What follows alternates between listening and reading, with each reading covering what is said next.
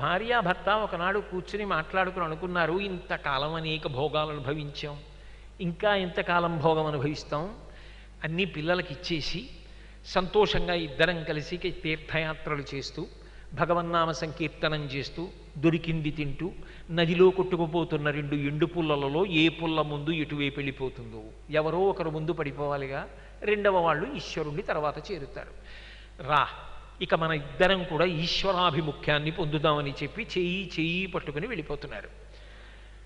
ఆవిడంది, లోకంలో ధర్మం అన్న మాట ఒకటి ఉంది కదూ, భర్తగారు ముందు నడవాలి, భార్య వెనక నడవాలి, అందుకని ఒక్క 2 అడుగులు ముందు మీరు నడవండి అంది. ఆయన నడుస్తున్నాడు, వెనక ఆమె నడుస్తోంది. ఆయన నడిచి వెడుతుండగా ఆయనకు బంగారు గొలుసు ఒకటి అక్కడ కనపడింది. ఆయన ఏం చేశాడంటే టక్కున కాలుతో తొక్కిపట్టి, అమ్మ బాబోయ్ బంగారం గొలుసు, ఇప్పుడు ఇది మా ఆవిడ కానీ చూసిందంటే, ఏమండోయ్ బంగారం గొలుసు అని చేత్తో పైకి తీస్తుంది, గొలుసు తీసిన తర్వాత మళ్ళీ బంగారం గుర్తొస్తుంది, బంగారం తర్వాత సంసారం గుర్తొస్తుంది, ఇది మళ్ళీ వెనక్కి వెళ్ళడానికి కారణం అవుతుందేమోనని కాలుతో తొక్కి నించున్నాడు. ఆవిడంది, ఆగిపోయారేం ముందుకెళ్ళండి అంది.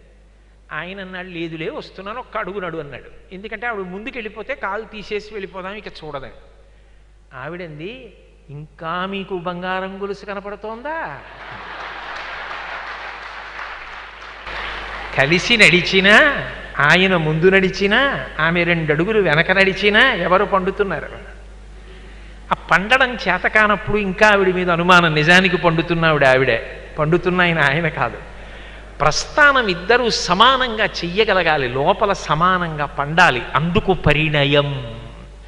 ఇద్దరుగా ప్రారంభమై ఒక్కటిగా పండిపోవాలి, ఇక ఇద్దరు కాదు ఒక్కటి, అలా ఉండగలగాలి, ఐక్యమైపోవాలి ఒకరిలో ఒకరు. ఆ స్థితిని పొందడానికి అదిగో ఆ నడవడి ఉన్నదా, అది ప్రధానంగా చూస్తారు. ఆ లక్ష్య శుద్ధి ఇద్దరి ఎందు ఉన్నదా, ఆ స్థాయి ఒకలాగే ఉన్నదా, పరిణతి. కొద్ది తేడా ఉంటే పర్వాలేదు, అగాధం అనుకోండి, ఒకరు ఎక్కడో ఉండి ఒకరు ఎక్కడో ఉంటే ఆ బండి లాగడం చాలా కష్టం. అందుకే వయస్సు, వృత్తము, అభిజనము, నడవడి, దానితో పాటుగా చిట్ట చివరిది లక్షణము అంటారు. లక్షణము అంటే బాహ్యంలో అందం. అందము అన్నదానికి కూడా ఒక ప్రాధాన్యత ఉంటుంది కదూ. కాకి ముక్కుకు దొండపండు అని అనకూడదు చూసిన వాళ్ళు. అసలు వివాహం విషయంలో ఒక గొప్పతనం ఉంది. ఎక్కడైనా భార్యాభర్తలు కనపడ్డారనుకోండి, ఒకవేళ నిజంగా మన కంటికి కాకి ముక్కుకి దొండపండులాగే కనపడినా అలా అనకూడదు. మీరిద్దరూ ఒకరికొకరు తగినవారమ్మా అనాలి. వాళ్ళకి వాళ్ళు ఒకరికొకరు తగినవారు అని తెలుసుకుని పరిణయం చేసుకున్నారు. మనం ఎందుకు మధ్యలో అక్కర్లేని మాట మాట్లాడడం? ఒకటైన దాన్ని 2 చేస్తున్నటువంటి పాపం రావట్లా? ఆ మాట అనడానికి వీల్లేదు. మనకి పాఠం చెప్పడానికే రుక్మిణీ కళ్యాణ ఘట్టంలో అగ్నిజ్యోతనుడు కృష్ణ భగవాను రమ్మని ఆహ్వానించినప్పుడు ఆయన రుక్మిణీదేవి ఉన్నటువంటి కుండిన నగరానికి వస్తుంటే, తగునీ చక్రి విదర్భరాజసుతకున్ తథ్యంబు వైదర్భయుం తగునీ చక్రికి ఇంత మంచిదగునే దాంపత్యమీ ఇద్దరిం తగులం కట్టిన బ్రహ్మ నేర్పరి కదా దర్పాహ తారాతి మగడౌగావుట చక్రీ సుదతికిన్ మా పుణ్య మూలంబునన్ అంటారు పోతన గారు. ఆమెకు ఆయన తగినవాడు, ఆయనకు ఆమె తగినది. అంతేకాదు, నిజానికి దంపతుల దగ్గరికి వెడితే ఏమనాలంటే, అబ్బా ఆయన తపస్సుకి ఫలితం ఆమెయే, ఆమె తపస్సుకి ఫలితం ఆయనే. అందుకే శంకరుడు శివానంద లహరి చేస్తూ, కళాభ్యాం చూడాలంకృత శిశి కళాభ్యాం నిజతపఫలాభ్యాం భక్తేషు ప్రకటిత ఫలాభ్యాం భవతు మే శివాభ్యాం అస్తోక త్రిభువన శివాభ్యాం హృది పునర్భవాభ్యాం ఆనంద స్ఫురదనుభవాభ్యాం నతిరేయం అంటారు. వాళ్ళు నిజతపఫలాభ్యాం, పార్వతీదేవి గొప్ప, పరమశివుడు గొప్ప, ఆ మాట ఉండదు. ఆయన గొప్పతనానికంతటికీ ఆమెయే కారణం, ఆమె గొప్పతనానికంతటికీ ఆయనే కారణం. వాళ్ళిద్దరూ ఒకరి తపస్సుకి ఒకరు ఫలమైన వారు.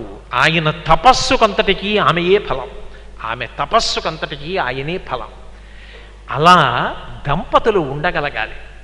ఎంత కాదన్నా ఆ బాహ్యమైనటువంటి అందంలో కూడా ఒకరికొకరు తగినవారై ఉండాలి. పుంసాం మోహన రూపాయ పుణ్యశ్లోకాయ మంగళం మా స్వామి. ఆయనని చూస్తే ఎంత అందగాడు, ఒక అందమైన పురుషుణ్ణి చూసి స్త్రీ మోహించవచ్చుగాక, ఆయనని చూసి పురుషులు మోహించారు. అంత అందగాడు. మా అమ్మ సౌందర్యం కొడుకు చెప్పవలసి వస్తే బాహ్యమైన సౌందర్యం చెప్పకూడదు, అమ్మతనమే గొప్ప సౌందర్యం. సీతమ్మ సౌందర్యం మా అమ్మ అవడమే ఆమె సౌందర్యం. నేను ఆమె బిడ్డని, అందుకని ఆమె బాహ్య సౌందర్యంతో నాకు సంబంధం లేదు. రాముడు చూస్తాడు ఆ బాహ్య సౌందర్యాన్ని. కాబట్టి బాహ్యంలో కూడా అందం ఒకరికొకరు తగిన వారై ఉండాలి, అంతేకాని మరీ చూడడానికి వికృతంగా ఉండడానికి వీల్లేదు. ఈ 5టిని చూసి నిర్ణయం చేస్తారు. అంటే మీరు ఒక విషయాన్ని బాగా పట్టుకోవలసి ఉంటుంది. బాహ్యమైనటువంటి అందము కన్నా వివాహమునందు అత్యంత ప్రధానమీది అంటే లోపల పరిణతి అంత ప్రధానం. కేవలము స్త్రీగా ఉండడం భార్య అవడానికి యోగ్యత కాదు, కేవలము పురుషుడవడం భర్త కావడానికి యోగ్యత కాదు. అసలు వివాహం అంటే ఏమిటో ఆయనకు ఒక అవగాహన ఉండాలి. తాను వివాహ బంధాన్ని పొంది గృహస్థాశ్రమంలోకి వెళ్ళి ఎందుకు ప్రస్థానం చేస్తున్నాడో ఆయనకి తెలిసి ఉండాలి. అది తెలిసి ఉన్ననాడు ఆ వివాహము యొక్క వైశిష్ట్యం ఏమిటో ఆయన పొందగలుగుతాడు. అందుకే ఆ ప్రస్థానం అంత గొప్పదైంది. మీరు రామాయణ కావ్యాన్ని పరిశీలనం చేస్తే కొన్ని అద్భుతాలు కనపడతాయి. అసలు పెళ్లి చేసుకోవడం కన్నా ముందు పెళ్లి యొక్క గొప్పతనం ఏమిటో ముందు తెలుసుకుంటారు. అందుకే నాకైతే ఒక విషయం అనిపిస్తూ ఉంటుంది. అసలు నిజానికి రాముడికి స్నాతకం చేసిన వాడెవరు అంటే విశ్వామిత్రుడు చేశాడు. స్నాతకం అంటే ఏమిటి? పట్టభద్రుడు అవడం, యోగ్యతా సిద్ధి. పెళ్లి చేసుకోవడానికి యోగ్యత, విద్య పరిపూర్ణమైంది. ఎప్పుడైంది? మీరు బాలకాండ చూడండి. విశ్వామిత్రుడి వెంట రాముడు నడుస్తాడు. నడుస్తున్నప్పుడు ప్రతిరోజు విశ్వామిత్రుడు ఏదో ఒక ఆశ్రమం దగ్గరికో నది దగ్గరికో ఎక్కడికో తీసుకెడతాడు. రాముడు కుతూహలంగా ప్రశ్నిస్తాడు, హే బ్రహ్మన్, ఈ నది పేరేమిటి, ఇది ఎందుకు వచ్చిందంటాడు. ముందు చాలా స్వల్పంగా చెప్తాడు, దీని పేరు గంగ. ఇది ఈ హిమవంతుని యొక్క పెద్ద కుమార్తె, పరమశివుడు భరించి వహించాడు, అందుకే పాపములను పోగొట్టగలిగిన శక్తిని పొందిందంటాడు. రాముడు వినడం. మరింత వివరంగా నాకు చెప్పండి గురువుగారు అంటాడు. అప్పుడు గంగావతరణం అంతా చెప్తాడు, అహల్యావృత్తాంతం చెప్తాడు, సిద్ధాశ్రమం చెప్తాడు. ఈ చెప్పేటప్పుడు విశ్వామిత్రుడి గొప్పతనం ఏమిటంటే రాముణ్ణి పెళ్లి కొడుకుగా పెళ్లిపీటల మీద కూర్చోవడానికి కావలసిన పరిణతి సంతరించుకునేటట్టుగా చెక్కాడు. అనేక విషయాలు చెప్పకుండా చెప్పాడు. రాముడు సుగుణాభిరాముడయ్యాడు. అందుకే సీతారాముల దాంపత్యం వన్నెకెక్కింది. మీరు రామాయణం పరిశీలిస్తే అనేక దాంపత్యాలు కనపడతాయి. తార వాలి ఒక దాంపత్యం, వాలి రుమ ఒక దాంపత్యం, గౌతముడు అహల్య ఒక దాంపత్యం, దశరథుడు కౌసల్య సుమిత్ర కైకేయి ఒక దాంపత్యం, రావణాసురుడు మండోదరి ఒక దాంపత్యం. ఇలా బోలెడంతమంది దంపతులు కనపడతారు. అందరికన్నా వయసులో చిన్నవాళ్ళైనా పరిణతి కలిగిన దంపతులు ఎవరంటే సీతారాములు. వయసు కాదు ప్రధానం, ఆ పరిణతి, ఒకరికొకరు తగినవారు, లోపల పండినటువంటి తనం. ఇద్దరూ అలా కలవడం లోకానికి ఒక మంగళప్రదమైనటువంటి విశేషంగా మారిపోయింది.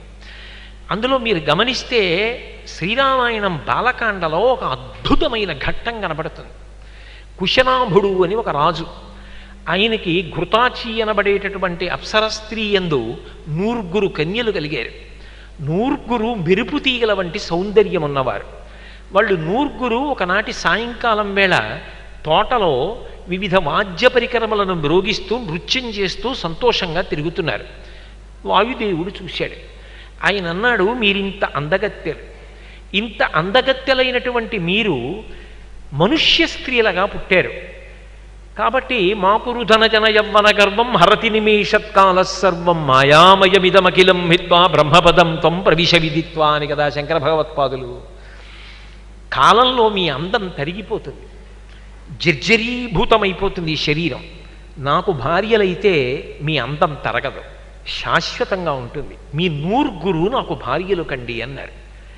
వాళ్ళు వెంటనే వాయువు సాక్షాత్ దేవత అని తెలిసి కూడా ఆయనని ఏమని సంబోధించారో తెలుసా?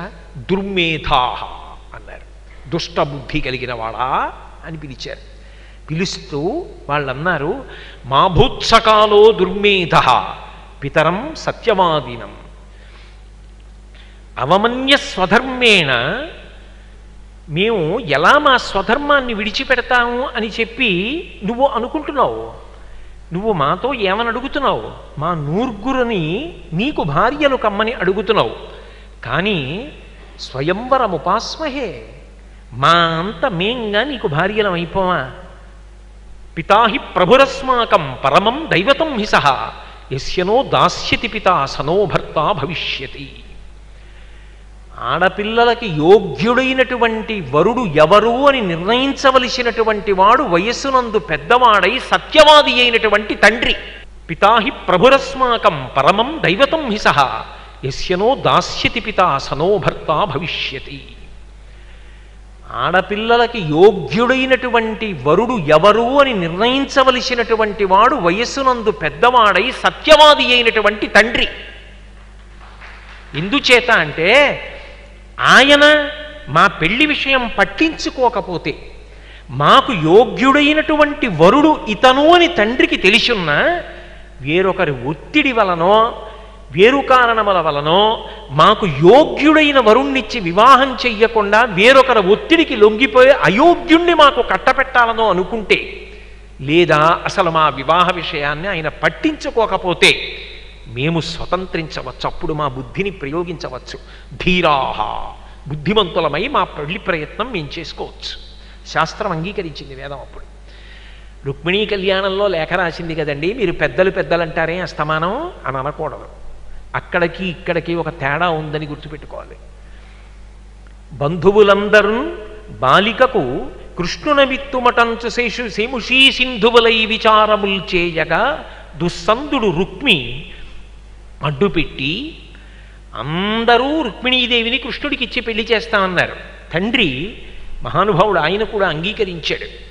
కానీ పెద్దన్నగారు మాత్రం అడ్డుపెట్టాడు. పెద్దన్నగారి మాట కాదనలేక కృష్ణుడికి ఇవ్వవలసిన పిల్లని ఇవ్వకుండా రుక్మిణీదేవి తండ్రి శిశుపాలుడికిచ్చి వివాహం చేయడానికి సిద్ధపడ్డాడు. తండ్రి మంచి నిర్ణయం చెయ్యవలసిన వాడు చెయ్యడానికి సిద్ధపడి ఉండి కూడా పెద్దన్నగారి యొక్క పట్టుదల మీద ఆయన పెద్ద కొడుకు యొక్క సంతోషం కోసం తనని అయోగ్యుడికిచ్చి వివాహం చెయ్యడానికి సిద్ధపడుతున్నాడు కనుక ధీరవతి అయినటువంటి రుక్మిణీదేవి లేఖ పంపింది. అంటే తండ్రి తన యొక్క కర్తవ్యత నిష్ఠయందు వైక్లభ్యాన్ని పొందాడు. లేదా అసలు తండ్రి పెళ్లి ప్రయత్నమే చెయ్యకుండా వ్యసనపరుడయ్యి ఎక్కడో తిరుగుతున్నాడు అనుకోండి, అప్పుడు ఆమె స్వతంత్రించింది, దోషం కాదు. పితరం సత్యవాదిన, మా తండ్రి మాకు యోగ్యులైన వరుల్ని తీసుకురావాలని అన్వేషిస్తున్నాడు. నువ్వెవరివి మమ్మల్ని అడుగుతున్నావు పెళ్లి చేసుకోమని వాయుదేవా? నువ్వు మమ్మల్ని అడగడం ఏమిటి? దుర్మేధాహ, మా భూత్సకాలో దుర్మేధాహ. ఈ దేశమునందు ఒక పిల్ల కనపడితే ఆ పిల్లని పెళ్లి చేసుకుంటానని ఏ పిల్లవాడు వెళ్ళి పిల్లనడిగేటటువంటి దుర్మార్గపు రోజు రాకుండుగాక. ఆమె తండ్రిని అడగవలసినటువంటి మంచి రోజులు వచ్చుగాక. ఆ పిల్ల పితరం సత్యవాదిన, సత్యవాది మాకు మంచి వరుండి తేవాలని తాపత్రయపడుతున్నటువంటి తండ్రికి మాకు ఎవరు భర్తగా వస్తే సంతోషపడతామో తెలీదా? కాబట్టి పితాహి ప్రభురస్మాకం దైవతం పరమం మిసహ యస్యనో దాస్యతి పితా సనో భర్త భవిష్యతి. మా తండ్రి గారు మాకు ఎవరు భర్త అని నిర్దేశిస్తారో ఆయన చేత మెడలో తాళి కట్టించుకుంటాం తప్ప మాంత మేముగా వరుణ్ణి ఎంచుకుని నువ్వు మాకు భర్తవి అని నువ్వు అడిగినా మేము అంగీకరించాం. మా తండ్రిని అడుగు, మా తండ్రి గారు అంగీకరిస్తే సంతోషంగా మేము నూర్గురని నీకు భార్యలమవుతాం. దుర్మేధాహ, పద్ధతి తప్పి అడగవచ్చా ఇలా ఆడపిల్లని? ఈ జాతి ఎంత సంస్కారవంతమైన జాతో, రామాయణానికి ఎంత వారసత్వాన్ని పొందిన జాతో మీరు అర్థం చేసుకోండి. ఒక ఆడపిల్ల రామాయణంలో అలా చెప్తే శివధనుర్భంగం చేసిన రాముడి దగ్గరికి వెళ్ళి స్వర్ణ కలశంతో నీళ్లు పోసి కన్యాదానం చేస్తానని జనక మహారాజు గారంటే ఆయన అంగీకరించలా. మహానుభావుడు నా తండ్రి ఆ దశరథ మహారాజు గారు ఉన్నాడు, ఆయనకి కబురు చేయండి, ఆయన అంగీకరిస్తే స్వీకరిస్తా సీతమ్మని భార్యగా అన్నాడు. పెద్దల ప్రమేయానికి అంత పెద్దపీట వేశారు. ఎందుకని అంటే వివాహం అన్నది కేవలము స్త్రీ పురుషులకు సంబంధించినది కాదు, అది పండడానికి తగిన వ్యవస్థ. అంత పెద్ద విషయాన్ని నిర్ణయం చేసుకోవడానికి ఎంతో అనుభవం ఉండాలి. ఆ అనుభవం ఉన్న పెద్దలు నిర్ణయం చెయ్యాలి, లేకపోతే అది ప్రమాదానికి దారితీస్తుంది. అందుకే వాళ్ళు ప్రతిపాదన చేశారు అంటే పెళ్లికి ముందు అంత సంస్కారమును పొంది ఉన్నారు. అటువంటి సంస్కారవంతులైనా కూడా వాయుదేవుడికి కోపం వచ్చి వాళ్ళు తమకి భార్యలు అవడానికి అంగీకరించలేదని ఆయన వంకరటింకరగా వారి శరీర భాగములలో తిరిగిన కారణం చేత వాళ్ళ శరీరము వంకరలు తిరిగి కింద పడిపోయి దేకుతూ వచ్చారు అంతఃపురంలోకి. తండ్రి అడిగాడు, ఏమమ్మా అలా వంకర్లు తిరిగిపోయిన శరీరాలతో నేలపడిపోయారన్నాడు. జరిగిన వృత్తాంతం చెప్పారు. ఆయన అన్నాడు, అమ్మా మీరు తపశ్శక్తివంతులు కదా, మీరెందుకు శపించలేదు వాయుదేవుణ్ణి అన్నారు. వాళ్ళన్నారు, నాన్నగారు ఒకడు తొందరపడ్డాడని రెండోవాడు కూడా తొందరపడితే లోకం నిలబడుతుందా? ఓర్పు పట్టద్దా? సహనం ఉండద్దా? ఓర్పు పట్టాను నాన్నగారు అన్నాడు. తండ్రి పొంగిపోయాడు. అమ్మా ఎంత గొప్ప మాట అన్నారమ్మా. క్షమాదానం క్షమా యజ్ఞ క్షమా సత్యం హి పుత్రికా క్షమా యశ క్షమా సత్యం క్షమయావిష్ఠితం జగత్. అమ్మా ఓర్పు యజ్ఞమమ్మా, ఓర్పు ధర్మమమ్మా, ఓర్పు సత్యమమ్మా, ఓర్పు దానమమ్మా, ఓర్పునందు ఈ లోకం నిలబడిందమ్మా. ఎంత గొప్ప ఓర్పు పట్టారు తల్లి. మీలాంటి కూతుళ్ళని చూసి పొంగిపోతున్నాను. సోమద అని ఆమెకి చూళి అనబడేటటువంటి మహర్షికి కలిగినటువంటి సంతానం. బ్రహ్మదత్తుడు అనబడేటటువంటి వరుడికి ఇచ్చి కన్యాదానం చేశారు ఈ నూరుగురిని. బ్రహ్మదత్తుడు ఒక్కొక్కరి చెయ్యి పట్టి పాణిగ్రహణం చేస్తుంటే వాళ్ళల్లో వంకరటింకరగా ఉన్న వాయువు ఆయన శక్తికి సక్రమంగా తిరిగి మళ్ళీ నూరుగురు సరి అయిన రీతిలో నిలబడ్డారు. బ్రహ్మదత్తుడు వివాహం చేసుకున్నాడు. విశ్వామిత్రుడు ఈ విషయాలన్నీ రామచంద్రమూర్తితో చెప్తూ ఉంటే, ఓ వివాహం అంటే ఇంత గొప్పదా, ఒక స్త్రీని భార్యగా స్వీకరించడం అంటే ఇంత గొప్ప విషయమా, ఇలా కలిసి బ్రతకాలా, ఇలా జీవించాలా, ఇలా ప్రస్థానం చెయ్యాలా, ఇలా తరించాలా. వివాహం అన్నది మనకి సంబంధించిన విషయం కాదు. దంపతులు ఒక్కచోట గాడి తప్పిన వాళ్ళు కనపడితే వాళ్ళ వల్ల సమాజంలో అనేక మంది భ్రష్టమైపోతారు. వాళ్ళని ఉదాహరణగా చూసి ఇలా కూడా బతకచ్చని. సమాజం మీద ప్రభావం చూపించట్లా, ఎలా నీ వ్యక్తిగత విషయమైంది. కాబట్టి వివాహం అనేటటువంటిది సర్వోత్కృష్టమైనటువంటి సంస్కారం మనిషికి. 84 లక్షల జీవరాశులలో మిగిలిన ఏ ప్రాణికి ఇది లేదు, ఒక్క మనుష్య ప్రాణికే ఉంది. అందుకే వివాహ బంధంలో, వివాహ సంస్కారంలో నిజానికి ఆ పరిణతి పొందాలి అంటే పిల్లలకి పట్టభద్రుల్ని చేయడం, పాఠాలు చెప్పడంతో పాటుగా రామాయణాది కావ్యములను కూడా ప్రబోధం చెయ్యాలి. అసలు కలిసి ప్రస్థానం చెయ్యాలి. 2 వస్తువులు ఒరుసుకుంటే వేడి పుడుతుందండి. నా 2 వేళ్లే, నా కుడి చేతి చూపుడు వేలుని ఎడమ చేతి చూపుడు వేల పెట్టి రాస్తే వేడి పుడుతుంది. 2 లోహపు కడ్డీల్ని తీసుకొచ్చి ప్రాణం లేని వాటిని ఉరిపిడి తీసుకొస్తే వేడి పుడుతుంది. ప్రాణమున్న 2 వ్యక్తులు కలిసి జీవితాన్ని ప్రారంభించినప్పుడు అభిప్రాయ భేదాలు ఉండొచ్చు. అభిప్రాయ భేదాలు ఉండడం మనిషికి ఉండేటటువంటి లక్షణం. అభిప్రాయ భేదములు ఉన్నా ఏకోన్ముఖులై వాళ్ళ ప్రస్థానానికి అది అడ్డు రాకుండా సంస్కరించుకొని కలిసి ప్రయాణం చేయడానికి ప్రేమ పరిష్కారం కావాలి. ప్రేమ అంటే ఏ ప్రతిఫలాన్ని అపేక్షించకుండా అవతల వారి బలహీనతని తాను ఉపేక్షించి క్షమించగలగాలి. ఆమె యందు ఈ దోషం ఉంది, ఆమెకి ఈ లోపం ఉంది, నేను భరించి ఆమె లోపం లోకానికి తెలియకుండా కాపాడుకుంటా. ఆయనకి ఈ లోపం ఉంది, ఆయన లోపం లోకానికి తెలియకుండా నా గుండెల్లో పెట్టుకుని కాపాడుకుంటా. ఒకరి లోపాన్ని ఒకళ్ళు భరించగలగాలి. నా బిడ్డడికి అనారోగ్యం వచ్చిందనుకోండి, వాడు చాలా నీరసపడి ఉన్నాడు అనుకోండి, నేను వాడిని ఎక్కువ ప్రేమించడానికి కారణం అదే. అయ్యో వాడు చాలా నీరసపడిన పిల్లవాడే అని ప్రేమిస్తాను, వాడు ఎలా వృద్ధిలోకి వస్తాడని. మరి నీ భార్య యందు ఏదైనా చిన్న దోషం ఉంటే దాన్ని ప్రేమతో సహించలేనప్పుడు ఇంకా దాంపత్యానికి అర్థమే ఉంది?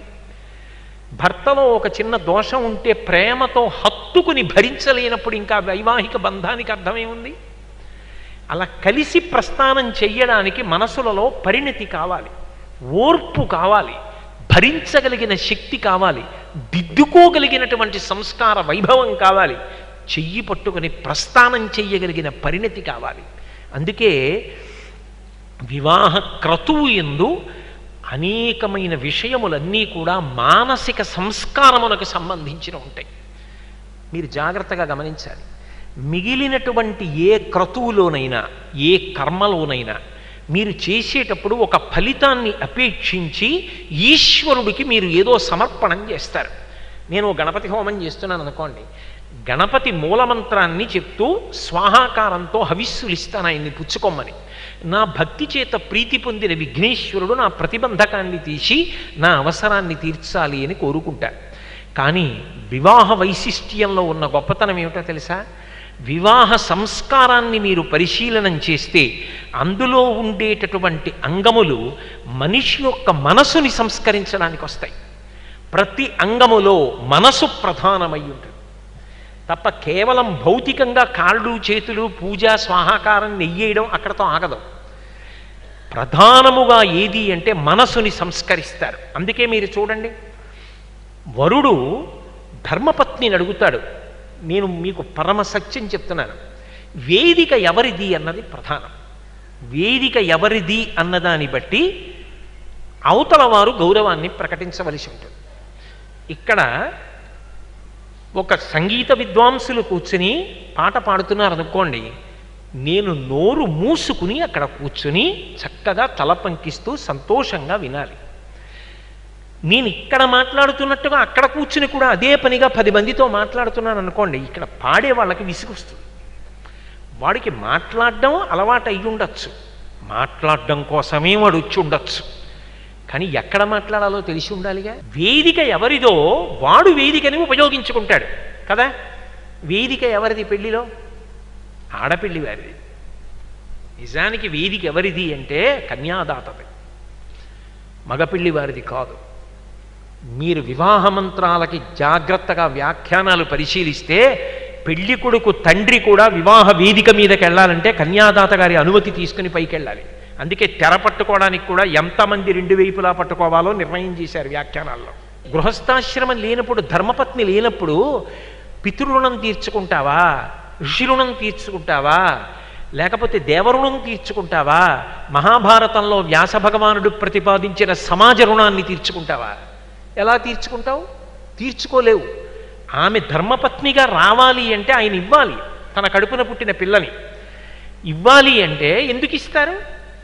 నేను కొంతకాలం వాడుకున్న మోటార్ సైకిల్ మీకు ఇస్తున్నాను అనుకోండి, దీన్ని నేను చాలా కాలం వాడాను సుమండి, ఇదంటే నాకు ఒక ప్రత్యేకమైన అభిమానం, నేను ఎప్పుడైనా చూసినప్పుడు అది శుభ్రంగా ఉండాలి, దుమ్ము ధూళి కొట్టుకుపోయేది కనపడితే నాకు చాలా ప్రాణం గిజగిజలాడుతుందంటాను. ఒక వాహనం మీద నాకు అంత అపేక్ష ఉంటే తన కడుపున పుట్టిన పిల్ల, కష్టపడి పెంచి పెద్ద చేసిన పిల్ల, ఆ పిల్లని ముక్కు ముఖం తెలియని పిల్లవాడికి ఇచ్చేసి ఖండాంతరములు పంపించేయాలంటే ఆ తండ్రికి కొన్ని నియమాలు ఉండవు.